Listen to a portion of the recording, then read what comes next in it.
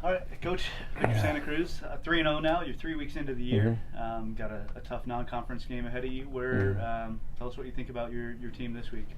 Yeah, no, I like the team. I like the progress. Obviously, you come on that side of the scoreboard. It's a good thing. It's really hard to win football games. So to that, I applaud the guys. But you go back and review the tape, and you realize there's still some things, some deficits out there we have to clean up. And we've talked about it all camp long, and it's timely in this going into game 4 is that success isn't necessarily about those high ESPN type moments. It's about removing the defects from how you play football consistently. So there's still some tackling issues. There's some turnover issues that we have to fix.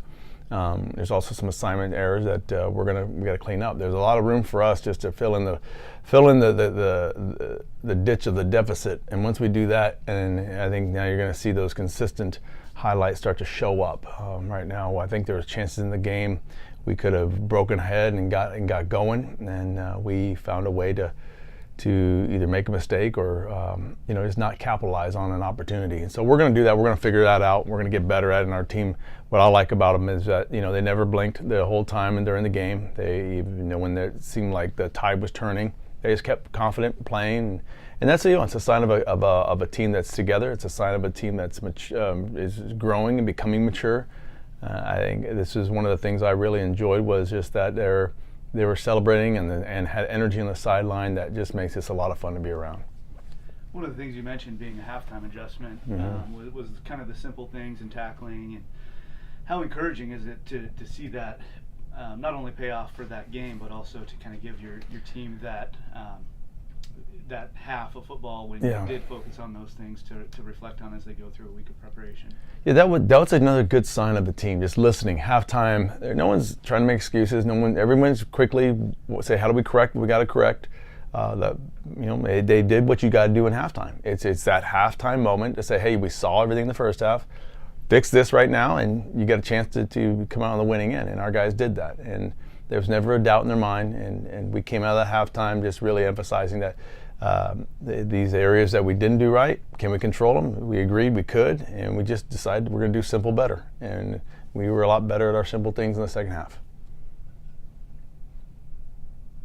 And coming into week 4 now, you've played 3 similar teams that you're familiar with. Mm-hmm. You're now playing a team that you have never played.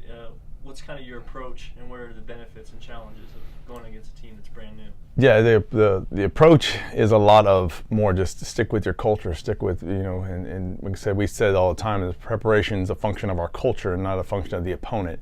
So if our culture and how we prepare is good, then you're going to be able to play your best football. And that's what we always want to come back on. Now, I'm excited to play North Alabama because they're a historically powerhouse team. They're transitioning to Division I. We get a chance to travel across the country, go to Alabama, where one of the great things about playing college football is you'll get a chance to see some things, or at least playing with us, a chance to see a lot of things that you never really would get a chance to see, the way we fly, the way we travel. And so taking our team, a bunch of California boys all the way to North Alabama, it's going to be exciting. They're a very good football team, very good football team. And so when we talk about our preparation, we can't cut corners, and we really have to be all about our preparation. They're a very good football team. Chris Willis does a really good job as a head coach. They love their football at that university, and they're vested very deeply. And it's a historic place to play the game. And right now, as you look at this team, their quarterback Christian Lopez, and he's dynamic. He's one of the best guys I've seen playing quarterback. And they had a backup coming in. Weaver came in the second half of the game against North Dakota State. He played good football. Collectively, I think they've got a very athletic, good football team. And so defensively, with Taylor and Smith averaging, basically almost 25 tackles, over 8 tackles, but 25 in the last 3 games. I mean, that's pretty good football. So that's exciting. It's why you signed up for college football. I think it's why you signed up here, is that we want to be able to play some of the top teams in the nation because that's what we really want to become. And this Saturday night is going to be a real fun night. This is the first time in a few years that you've gone outside of Division II to play an opponent.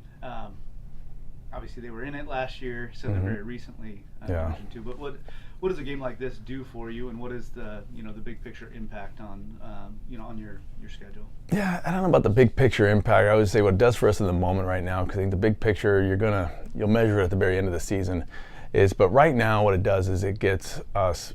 It demands a focus right going into Monday. It demands a team to get off this last victory and get right back to work. And we're at this stage going to week 4. You need to have that type of challenge. You need to have that type of pressure and a reminder that we got a lot to clean up. And there's a solid opponent coming up this Saturday that's going to force you to, hey, we got to get going.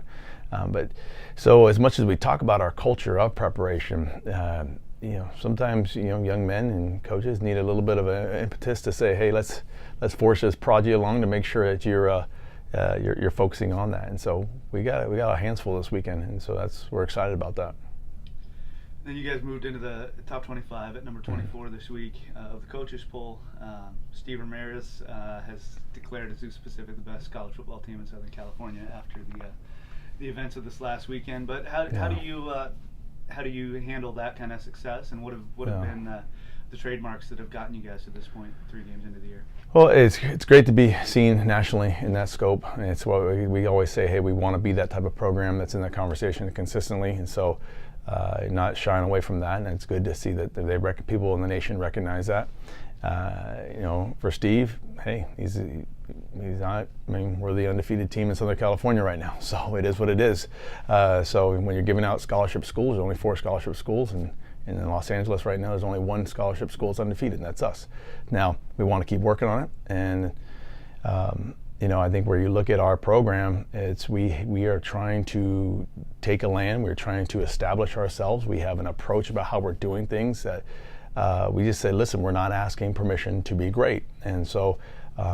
And when we go into our team meeting room and we have the culture of our football program, we are going to continue to push the limit. And part of that comes back to is being better at simple, having the fundamentals of football. As you watch as much film as our coaches watch, and you've watched football, a lot of these games are not necessarily won or lost by this tremendous big play.